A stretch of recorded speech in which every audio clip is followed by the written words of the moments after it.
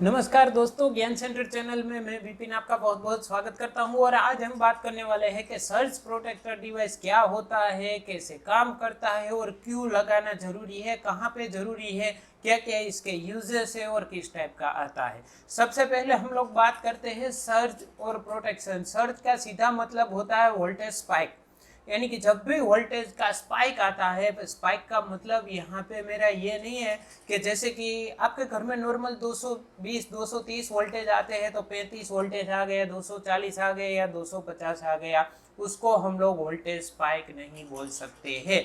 तो अब यहाँ पे बात आती है कि भाई वोल्टेज स्पाइक क्या होता है। जब भी लाइटनिंग होती है यानी कि बिजली कड़कती है या बारिश का मौसम है, बाहर का हवामान जो है वो खराब है, तब आपने कहीं ना कहीं देखा होगा वोल्टेज एकदम से हाई हो जाते हैं, लो हो जाते हैं, उसको हम लोग बोलते हैं वोल्टेज का स्पाइक।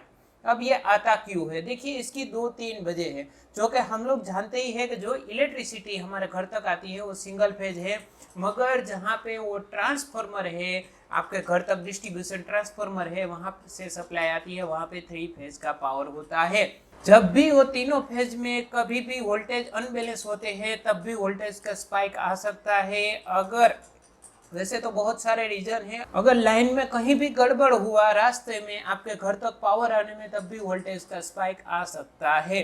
अर्थ का प्रॉब्लम हो सकता है, ट्रांसफार्मर का, न्यूट्रल का प्रॉब्लम हो सकता है, बहुत सारे प्रॉब्लम से वोल्टेज का स्पाइक आ सकता है। जब भी स्पाइक आता है तो कुछ चीजें खराब कर देता है, जैसे कि इलेक्ट्रॉनिक आइटम्स।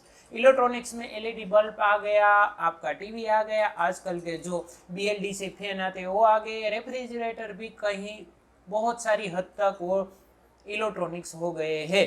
जहाँ तक बात आती है नॉर्मल रेफ्रिजरेटर, उसमें कम प्रॉब्लम आता है, फिर भी उसका कंप्रेसर का रिले है, ओवरलोड है, कहीं ना कहीं वो प्रॉब्लम करके जाता है। फिर बात आती है जैसे कि पीसी है, अपना लैपटॉप है, टीवी में आपने कहीं ना कहीं देखा होगा जो सबसे ज़्यादा इफेक्ट करता है ये, जैसे सीसीटीवी कैमरे का डीवीआर है, लैपटॉप है, उन चीज़ों के ऊपर ज़्यादा इफेक्ट करता है वोल्टेज का स्पाइक।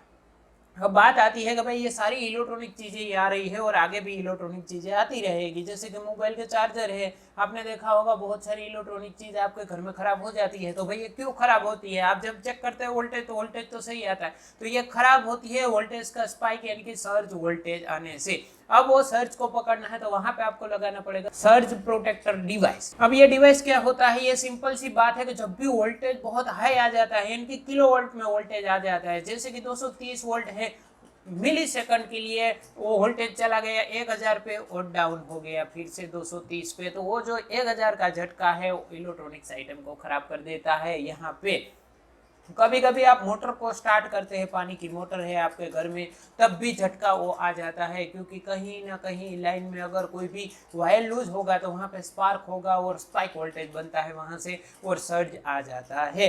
तो इसको रोकने के लिए सर्ज प्रोटेक्शन डिवाइस लगाते हैं। अब बात आती है कि ये काम कैसे करता है। वो जो सर्ज वोल्टेज है, हाई वोल्टेज की मैं यहाँ पे बात कर रहा हूँ, 250 260 70, वो इस तरह नहीं काम करता। उसके लिए वोल्टेज स्टेबिलाइजर लगाना पड़ता है। अगर अनबैलेंस वोल्टेज आपके घर पे अरेगुलर वोल्टेज आ रहे हैं, जैसे कि कभी 230 35 40 42 50, इस तरह के वोल्टेज को स्टेबल करने के लिए वोल्टेज स्टेबिलाइजर की जरूरत पड़ती है, मगर वोल्टेज स्पाइक को रोकने के लिए सर्ज अरेस्टर की जरूरत यहाँ पे रहती है। अब सिंपल सा इसका काम है, जो भी एक्स्ट्रा वोल्टेज है उसको जीरो कर देता है। यानी कि आप वेव फॉर्म देखिए फोटो में, किस तरह के वेव फॉर्म में वोल्टेज आता है, करंट और वोल्टेज। ये वेव फॉर्म में कभी भी जब भी वोल्टेज का स्पाइक आता है, सर्ज वोल्टेज आता है, तो डायरेक्ट से ऊपर भागती है वेव, उसको वो स्टेबल कर देता है। जैसी वेव है वो, तो वोल्टेज कहाँ जाते हैं, देखिए उसमें एक लगी होती है चीज जिसको हम बोलते हैं वारिस्टर। अब वो वारिस्टर यानी कि एमओवी क्या काम करता है, देखिए इसका काम बहुत सिंपल है। जब भी स्पाइक वोल्टेज आता है तभी ये एक्टिवेट होता है। जैसे कि हम नॉर्मल बात करें डायोड्स की, तो डायोड्स कैसे वन वे होते हैं, एक साइड से आप वोल्टेज देंगे तो दूसरी साइड निकालेगा, दूसरी साइड से आप देंगे तो इस साइड नहीं निकालेगा, जैसे कि हमारे होते हैं डायोड्स। उसी तरह काम करता है ये वारिस्टर। वारिस्टर एक्टिवेट होता है हाई वोल्टेज पे। अब कौन सा वारिस्टर लगाए तो ये डिपेंड रहता है, आपको मिनिमम 20 mm से बड़ा वारिस्टर लगाना चाहिए आपकी चीज़ों को प्रोटेक्ट करने के लिए। अगर वारिस्टर नहीं लगाना है तो मार्केट में भी अवेलेबल है सर्ज प्रोटेक्टर डिवाइस। अब ये खत्म कैसे करता है, देखिए ये फेज और न्यूट्रल दोनों के बीच में लगता है।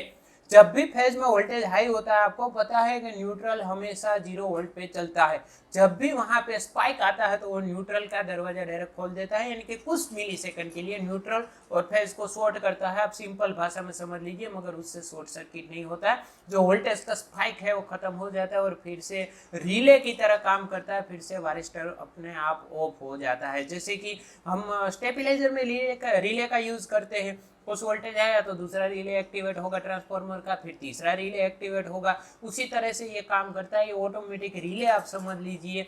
अगर हम इसको अर्थिंग के साथ लगाते हैं इंडस्ट्री में, और घर में भी अर्थिंग के साथ लगा सकते हैं, मगर जरूरत नहीं है, आप न्यूट्रल के साथ भी यूज कर सकते हैं। अगर 3 फेज इलेक्ट्रिसिटी की बात, छोटी छोटी मोटर है, ऐसी चीजों को हमें स्पाइक से प्रोटेक्ट करना है तो जी हाँ कर सकते हैं, 3 फेज को भी कर सकते हैं। उसके लिए अर्थिंग के साथ ये लगाना जरूरी होता है, ताकि जैसे ही वोल्टेज का स्पाइक आए, वो जितना ज्यादा वोल्टेज आया है वो अर्थिंग में चला जाए। स्पाइक आने की बहुत सारी वजह होती है, तो स्पाइक को रोकने का एक तरीका है। अगर आप चाहते हैं कि सर्ज अरेस्टर नहीं लगाना है, थोड़ा महंगा आता है, तो वारिस्टर का यूज करके भी आप बना सकते हैं। जैसे कि मैंने बोला, घर में अगर आपको लगाना है, पूरे घर के लिए नहीं लगाना है, जो भी आप सॉकेट को प्रोटेक्ट करना चाहते हैं, जो भी एक स्विच को प्रोटेक्ट करना चाहते हैं, उसमें आप रख सकते हैं। फेज और न्यूट्रल के साथ एक बीच में वारिस्टर लगा दीजिए, तो आपका वो बन जाएगा सर्ज अरेस्टर। आई होप कि आपको समझ में आ गया होगा कि एक सिंपल वारिस्टर लगा के भी आप सर्ज प्रोटेक्टर डिवाइस बना सकते हैं, या सर्ज प्रोटेक्टर डिवाइस आप परचेस करके भी लगा सकते हैं। बारिश का मौसम में बहुत सारी जगह पे प्रॉब्लम आ रहा है, तो ये सर्ज को रोकने का बहुत आसान सा तरीका है। वीडियो आपको पसंद आया तो वीडियो को लाइक कर दीजिए, वीडियो को शेयर कर दीजिए, और हाँ, चैनल को सब्सक्राइब करना ना भूलें, क्योंकि इलेक्ट्रिक और टेक्नोलॉजी के बहुत सारे वीडियो आने वाले हैं। जय हिंद, वंदे मातरम।